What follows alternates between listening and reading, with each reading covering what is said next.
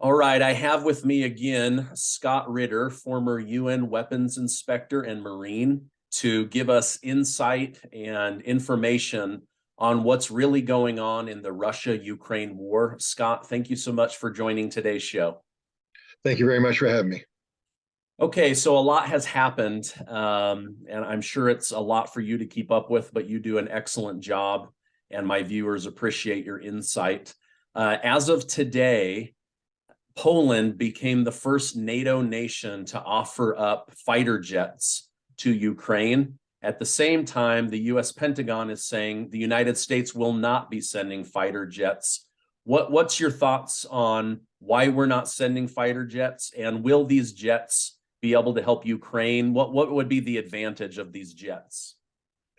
Well, I believe the jets that Poland is providing are MiG-29 fighters. That's a Soviet era fighter that the Polish Air Force acquired back when they were part of the Warsaw Pact. So these are planes that are 30 plus years old. They're old airframes. They may have been upgraded to some extent with Western avionics, which is problematic, and I'll get into that in a second for the Ukrainians. And are they equipped to fire Soviet air-to-air missiles, Soviet air-to-ground munitions, or are they been configured to fire NATO equipment? And this is why, even though the airframes are 30 years old, airplanes can last that long, but air-to-air missiles can't. And so if they had Soviet era air-to-air missiles from stockpiles dating back to the 1980s, these missiles would not be functional today. So my guess is that they've been upgraded to handle the NATO weaponry, which means it's a different avionic system. And if you're a Ukrainian pilot who's been flying Soviet era fighters with Soviet era missiles, it's going to be a different system. But that's getting into the weeds. There's only 4 of these aircraft. That's not a game changer. The fact is, it's not going to have any meaningful impact at all. The Ukrainians are when they put their airplanes up in the air, they tend to get shot down at a very high rate. And I don't think that these aircraft, there's not enough of them to have a meaningful impact on the battlefield. All they're doing is providing more targets for the Russians. And I believe that, unfortunately for the Ukrainians, these aircraft and the pilots in them are going to have a very short life expectancy. Now, the United States is under pressure to provide the F-16 fighter, which is, of course, an American fighter that, for some reason, people think are, some sort of miracle technology. The F-16, like the MiG-29, is old technology. And yes, there are upgraded versions of the F-16 that could be provided, but we're probably not going to provide them because the Ukrainian pilots, again, are trained on the MiG. And anybody here who's an athlete will understand what I'm about to say. Muscle memory. When you train to do something, it's muscle memory. You condition yourself to do the same thing over and over and over again, a repeatable exercise, so that it becomes second nature. Second nature. A football player, a basketball player, a baseball player doesn't have to think through what they're doing because they've practiced it, and it's second nature. This is the same thing with fighter pilots and military professionals. Whether you're an infantryman doing close quarter combat, you are trained. It's repetitive motion so that when the world starts exploding, you do the same thing. You don't hesitate. The same thing with a pilot. You are trained in a specific airframe with specific avionics, with specific performance characteristics, and it's second nature for you. So a Ukrainian pilot who has extensive experience in a MiG fighter or a Sukhoi fighter, these Soviet era fighters, if you're going to try and transition him to a F-16 fighter, it's a completely different airframe, completely different avionics, completely different system. And your muscle memory of the MiG is going to interfere with your ability to properly absorb it. This isn't me saying this. This is the experience of a South Carolina Air National Guard unit that does this kind of transition training for former Soviet client states who have now become NATO members. Romania, Bulgaria, Czechoslovakia, Poland, nations that had MiG fighters who are acquiring American fighters, F-16s. There's a 6-month training program where you transition MiG pilots into F-16 pilots. And what the Air National Guard says is that if you have an experienced MiG pilot, he's actually a very bad F-16 pilot because of the muscle memory issues. When push comes to shove and he's put under stress, he falls back on that which he knows and is comfortable with, and he makes mistakes. He's slower. The pilots that do best are guys with little or no experience of flying a MiG, so they can be solely focused on flying the F-16. And so this is a problem because, the United States, if we're going to provide the F-16, if the best Ukrainian pilots come over, we're actually going to make them worse. They're better off flying the Polish MiG-29s than they are flying American F-16s. And the other thing is the F-16 is not capable of the kind of operations that the Ukrainians require.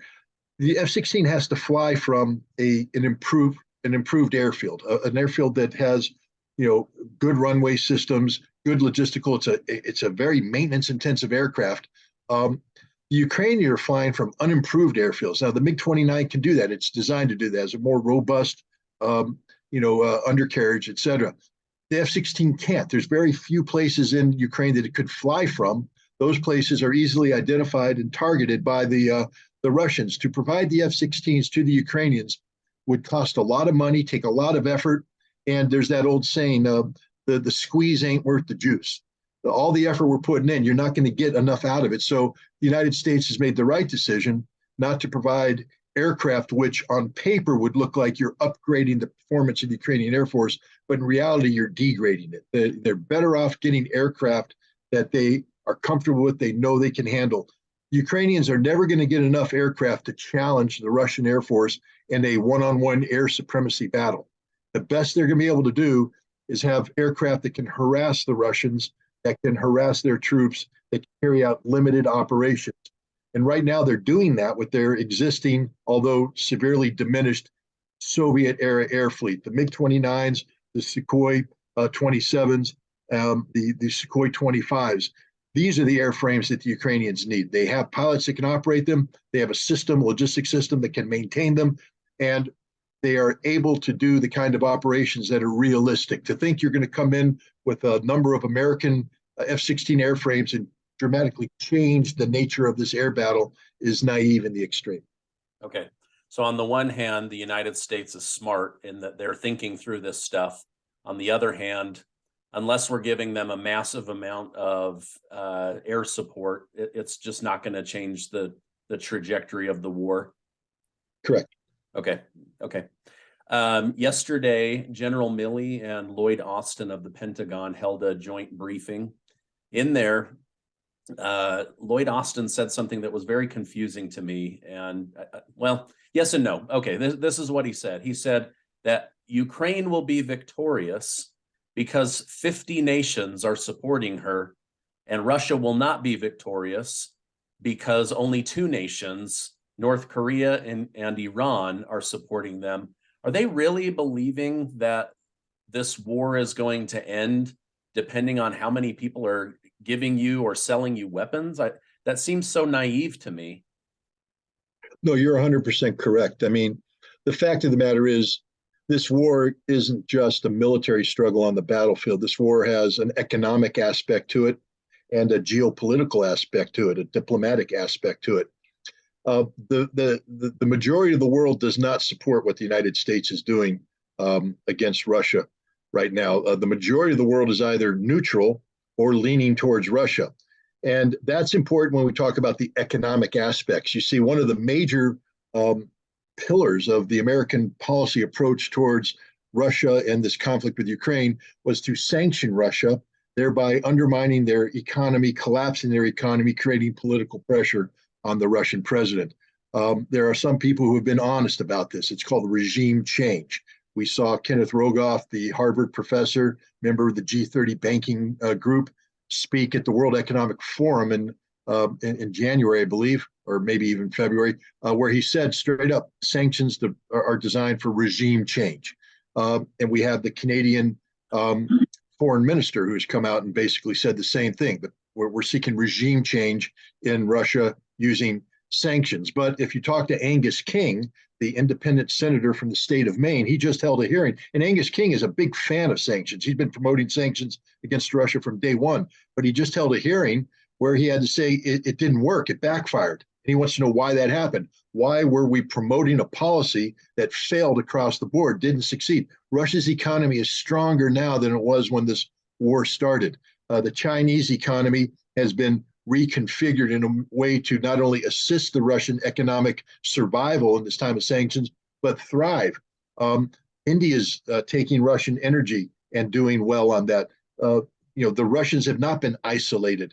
I don't mean to be facetious, but when was the last time a Russian bank failed? And we can answer that question, when was the last time an American bank failed? So it's not the Russian economy that's having problems. Their economy was supposed to be contracting 25%. It contracted 2% in 2022. In 2023, it's expected to grow. And people should reflect on that. The Russian economy is going to grow despite the fact the United States and the entire collective West are sanctioning that economy, and it's a war economy. War economies don't grow. War economies go into deficit spending mode. The Russians are running a budget surplus, which tells you they're doing something right. The sanctions have failed. So Lloyd Austin is completely wrong when he starts throwing out numbers, because the numbers are meaningless. Now we come to the military equipment aspect of it. Nothing Lloyd Austin talks about is going to change the equation that Jens Stoltenberg, the Secretary General, brought up in January, where he honestly said Ukraine is going to run out of 155 millimeter artillery ammunition in the summer, and there's nothing that can be done to change that equation. There's no miracle cure. There's no magic wand. There's nothing that can be done. They're going to run out of ammunition. How does 50 nations equate into Ukraine running out of ammunition if it was functioning the way that Lloyd Austin is insinuating it is? The bottom line is, don't talk about the numbers of nations providing, talk about the quality of the assistance. And the fact of the matter is that quality isn't enough. They're running out of ammunition. The United States has provided $115 billion worth of assistance to Ukraine, most of that in terms of financial assistance, but tens of billions of it in terms of military assistance. And yet the Pentagon has just put forward a budget a requirement down the road that says in order to replace the tens of billions of dollars of equipment that we provided Ukrainians, the Pentagon needs $300 billion. That's a losing economic equation. I mean, I might be a simple Marine and I'm not an economist, but I don't believe that any equation that has you expending tens of billions of dollars and then requiring $300 billion to make up for that has a trajectory that has you going in the right direction. And the United States isn't unique in this. Germany has pretty much acknowledged they've given away everything to Ukraine. They have nothing left. They have troops coming in. They have no helmets for these troops. They have no body armor for these troops. They have no guns for these troops. They have no ammunition for these troops, because everything's been given away to Ukraine, and the Germans cannot afford to acquire the equipment necessary to replace it because prices have gone up. They can't build new tanks because the cost of steel is too high, and yet they're giving away the tanks to Ukraine, but not in enough numbers. It's like the MiG. The tanks that are being provided are insufficient quantity. I think the Spaniards right now are in the process of finalizing, preparing 10 tanks to be transferred to Ukraine. But 6 of those 10 tanks are in a depot being brought back into service, meaning that they were broken, they were run down, they couldn't operate. So we're giving Ukraine broken tanks that are decades old. We can fix them, but they're going to break again, and Ukraine doesn't have the means to repair them. That's why the 50 is a meaningless number. When they're putting that number out there, it has no gravitas. It's not a serious number. The reality is, the actual quality and quantity of the equipment being provided to Ukraine, and it's insufficient to the task. The Russian defense industry, on the other hand, is cranking up. And here's the sort of the misleading thing. There's no evidence that North Korea is providing Russia with military assistance, none whatsoever. It's an allegation that's put out by the United States, basically for political purposes. But if you think about it, logically speaking, this is an artillery-driven war, and we've heard from the Jens Stoltenberg that Ukraine's going to run out of artillery. That's a game changer. That's game ender there. When they run out of artillery, the war literally is over at that point in time. Russia uses a lot of artillery ammunition.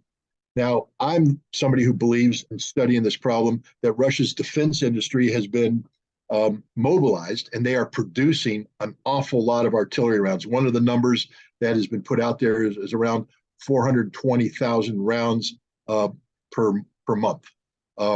That's a lot of artillery.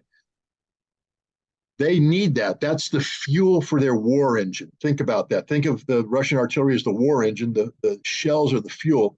So they need 420,000 rounds to keep this thing going.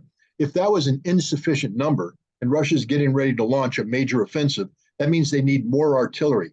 If they're going to acquire that from North Korea, that means the people who control Russia's fate are the North Koreans, because that's the fuel.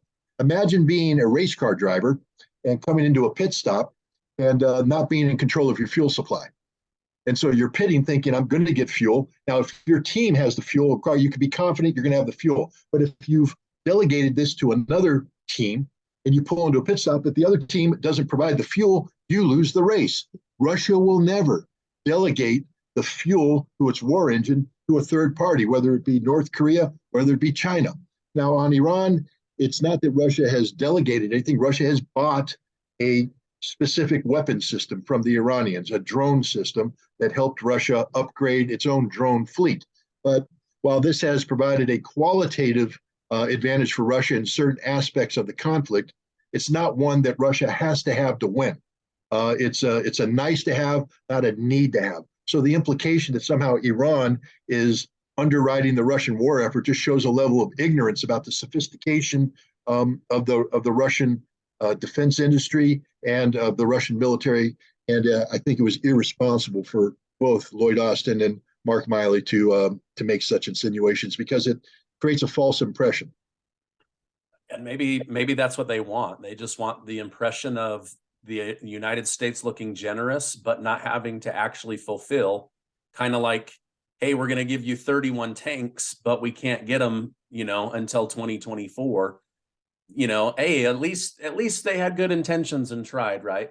So, okay, going back to Mark Milley, he said in that same conference that Russia, their military is making mindless moves with vast numbers of untrained soldiers. There could be some truth to that, but it does seem that Russia has become significantly more organized in the last 90 to 120 days. Is he using old intel, or is there some truth to what he's saying? No, there's no truth to what he's saying. It's not even that he's using old intel. What's happening right now, and it's happening across the board, is what I call mirror imaging, meaning that Ukraine is right now in a state of imminent collapse. Their military is becoming virtually dysfunctional, and one of the reasons is they're running out of manpower. So Ukraine is going around and literally kidnapping people off the streets, including 14 and 16-year-old boys who are showing up on the front line with 3 days of training. So they're kidnapped from the streets of Odessa, given 3 days of training. They end up in Bakhmut and they die. This is happening in massive numbers. And this is a public relations problem for the Ukrainians. So what we're doing is we're mirror imaging the problems of Ukraine onto the Russians. But the Russians aren't doing that. The Russians mobilized 300,000 men in September. The vast majority of those men are still undergoing training. So the notion that these are poorly trained troops is just absurd in the extreme. These were military reservists who already had served in the military, had a modicum of experience, and instead of being thrown straight into the fight, they're being sent to a training area where for now, September, October, November, December, January, February, we're coming up on 7 months of training to get them ready to form on the battlefield. So, Mark Milley is just making this up. It's not what's happening. The Russians are extraordinarily well equipped. They have modern equipment, modern tanks, modern artillery. They have body armor. They have everything they need, and they're trained to do this job. These are not poorly trained troops, and they're not throwing them in human wave assaults. The fact of the matter is the casualty ratio right now is insane. Normally in a war, the offense versus defense is you want a 3-to-1 advantage from the offense to defense, because generally speaking, you're going to take more casualties than a defender. So you need that kind of advantage.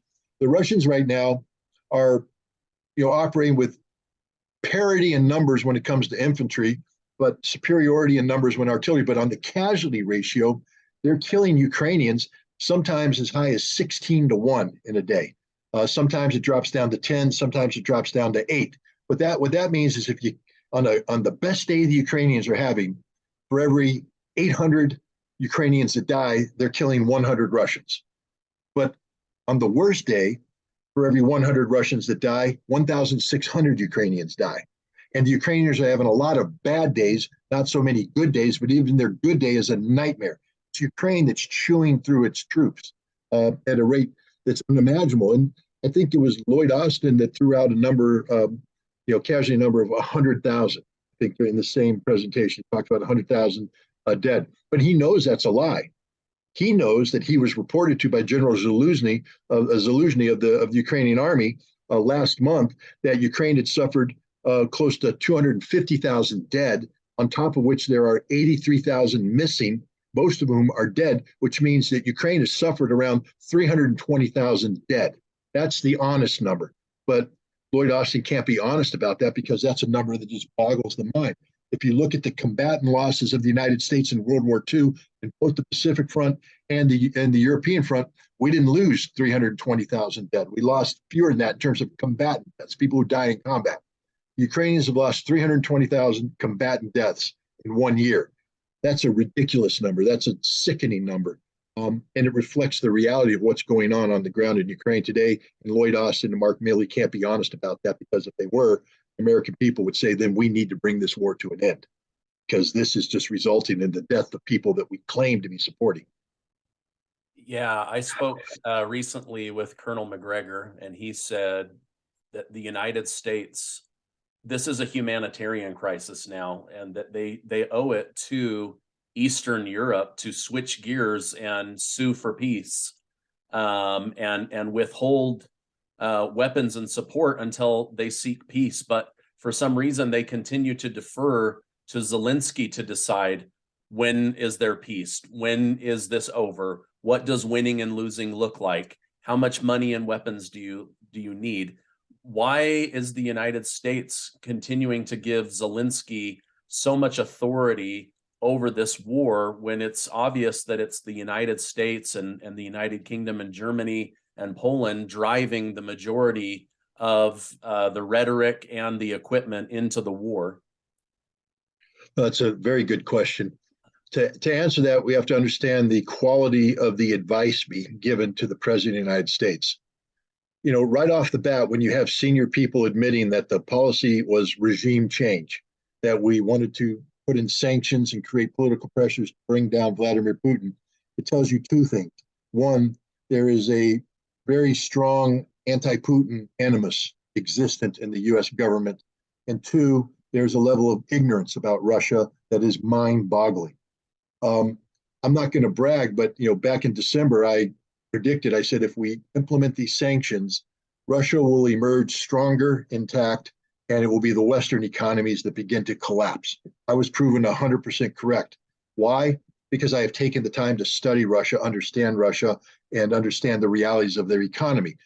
But to do that, I have to cut through the fiction that's been put up there about, for instance, that Russia is a nation ruled by one man, Vladimir Putin, the all-seeing, all-knowing, all-evil dictator who controls everything, instead of recognizing the reality that Russia is a very large country where control has been delegated to regional authorities who manage their individual regions, who come together using a bureaucracy to create a consolidated, unified policy that's then taken up to Putin, who oversees it, as a manager, as the chief executive, but not as a dictator.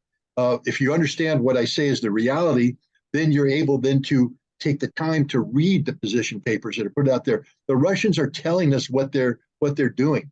They don't lie. They are a very transparent society. Their budget is published. The documents that are used to create that budget are published, and people need to take the time to read that. But if you do that, then it takes away your ability to say, well, Vladimir Putin is the personification of evil. Because if you take the time to study Russia and learn Russia, you realize he's just a very effective manager of a very complex and expansive nation.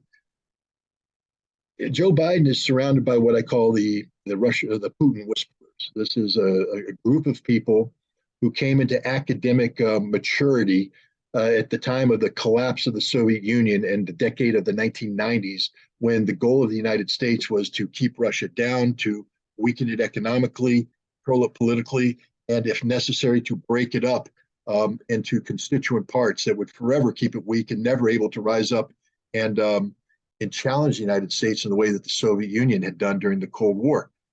These are people like Michael McFaul, Fiona Hill, Angela Stent, and others who have written their PhD thesis on authoritarian rule and Vladimir Putin. These are people who supported Boris Yeltsin's government and are resentful that Putin emerged from the post-Yeltsin period to try and unify Russia and make Russia strong again, which he has done. Whether you like Putin or you dislike Putin, you have to acknowledge that he has taken Russia out of, the swamp that Boris Yeltsin had created in the post-Gorbachev, post-Perestroika era, and he has taken Russia up to be one of the strongest and most resilient economies. People talk about infrastructure. In the United States, of course, we have concerns about infrastructure. We have rail cars derailing, we have bridges collapsing, et cetera. People don't like to talk about the fact that Vladimir Putin has just succeeded in expanding the Russian subway around Moscow. And if you go in the subway, we'll put anything New York City has to shame instantly. The totality of the Russian subway. It's modern, it's clean, it's efficient, it's everything we would want our infrastructure to be, and everything we claim the Russian infrastructure can't be, because if he's a dictator ruling over this dysfunctional country, how could they possibly produce that? But the Russians produce a lot of good things. It's a nation that's on the rise. And I'm not saying that because I want to sing its praises. I'm saying it because that's real. You can't solve a problem unless you first accurately define the problem. Because any solution you come up to a problem that's not accurately defined isn't a solution at all. It's nothing. To discuss Russia as a problem, we have to describe it accurately. And it can't be described accurately if you're putting everything on the shoulders of Vladimir Putin and you're trying to describe him as this evil character, which, of course, all senior Americans doing, whether they're in the Pentagon or they're in the White House or they're in Congress. You will not see a single person say what I just said about the reality of Russia. Instead, Congress holds hearing after hearing where they bring in these Putin whisperers who say over and over again about how bad Russia is, how poorly it performs, how dysfunctional it is, and how dictatorial Vladimir Putin is. That's just not the truth. Yeah. Okay, speaking of Putin and politicians, yesterday, Senator Lindsey Graham called for the U.S. military to start shooting down Russian warplanes anytime they enter international waters.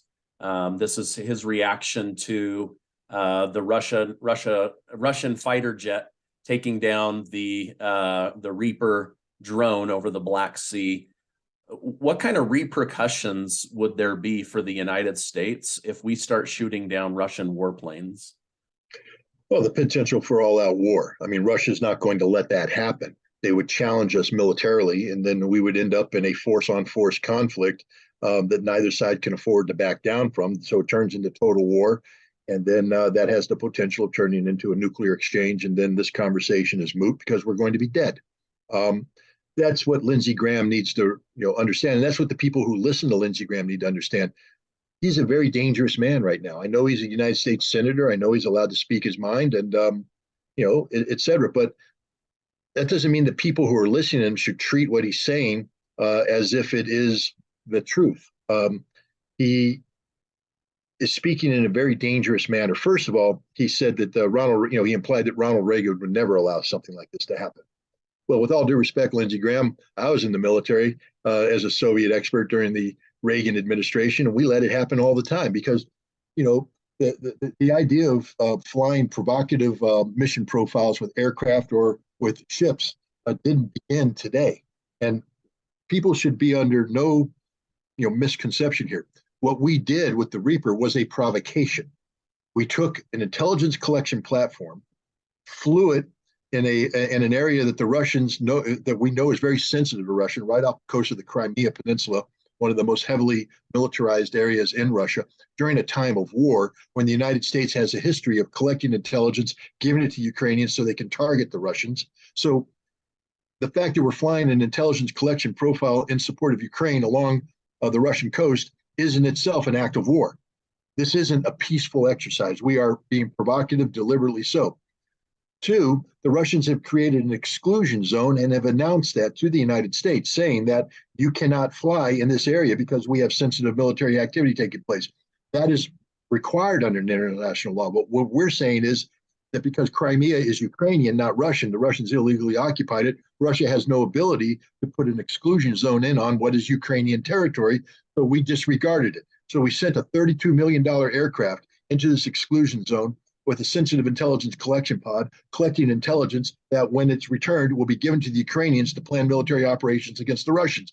And we're shocked that the Russians took the plane down. So Lindsey Graham is wrong.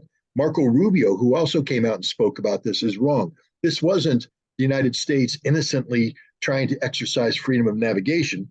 This was the United States carrying out a purposefully provocative military operation that makes the United States an active participant in an ongoing conflict.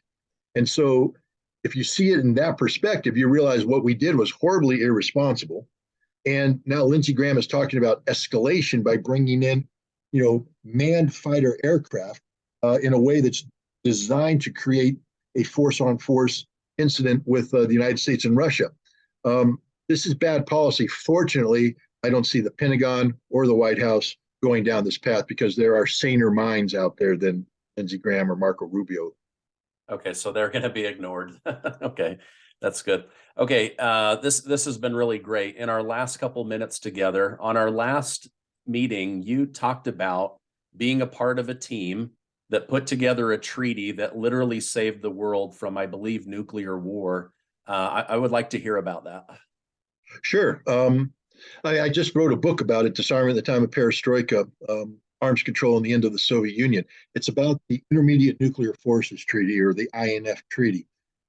Intermediate nuclear forces are ballistic missiles or cruise missiles with a range between 500 and 5,000 kilometers.